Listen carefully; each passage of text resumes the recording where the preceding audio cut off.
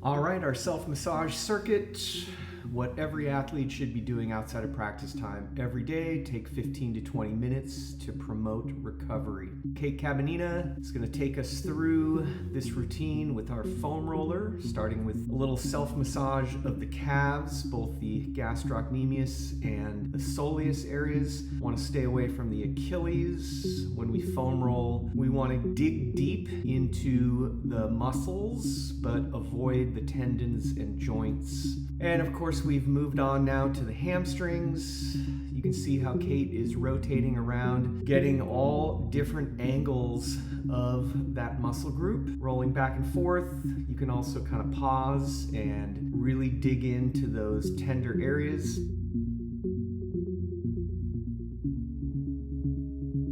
Here she's doing both legs at the same time. And now we're rotating over to get the IT band area between the knee and the hip. If you've got IT band issues, you want to stay away from rolling directly on the hip and get that thigh area between the hip and the knee.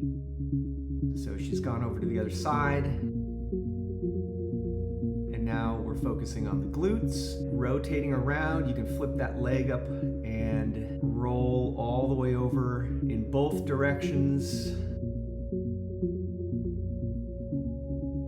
Get the other side. Again, promoting blood flow, breaking up scar tissue, and getting that recovery going in between the stresses of practice and performance.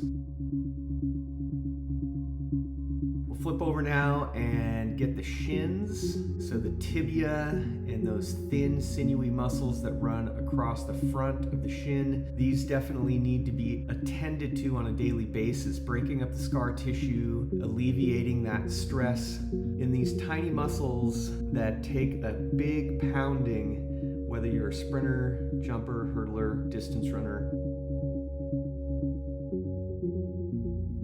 And now we'll go over to the quads. You can start with both quads, but eventually you're going to flip the leg up over and do one quad at a time, rolling back and forth, but also turning laterally. And now we'll focus on the adductors, the inner thigh. You can see how Kate has one leg up on the foam roller and the other leg is off to the side. Now we'll switch up and do the other side, back and forth, trying to kind of rotate around and get the whole muscle group. And that's a quick rundown of foam rolling. We'll go now to some lacrosse ball massage techniques. You can see Kate's got the lacrosse ball on the ground, simply using her body weight to get in there and dig around in her plantar fascia.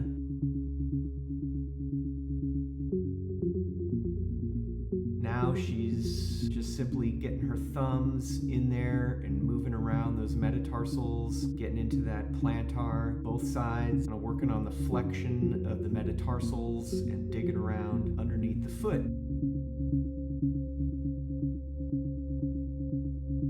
Now she'll get back to the lacrosse ball using her body weight to really move that ball around front to back, side to side. This is really important for athletes that have chronic plantar fascia issues, but really it's something that every athlete should be doing on a regular basis. And now we're back to those major muscle groups, starting with the calves again. The ball down there close to the ankle is getting the soleus, and then as it moves closer up to the knee joint, we're getting into the gastrocnemius. The lacrosse ball is definitely going to cause some discomfort. You can see how Kate has stopped and now she's flexing her foot back and forth. So that's another important way that athletes can break up scar tissue and really get in and address some of those knots and acute areas that are giving them a little bit of trouble. And we're moving around now to the thigh and the IT band area again, and now digging into the quad. This is body weight. If you really get in there, you can put one leg up on top of the other.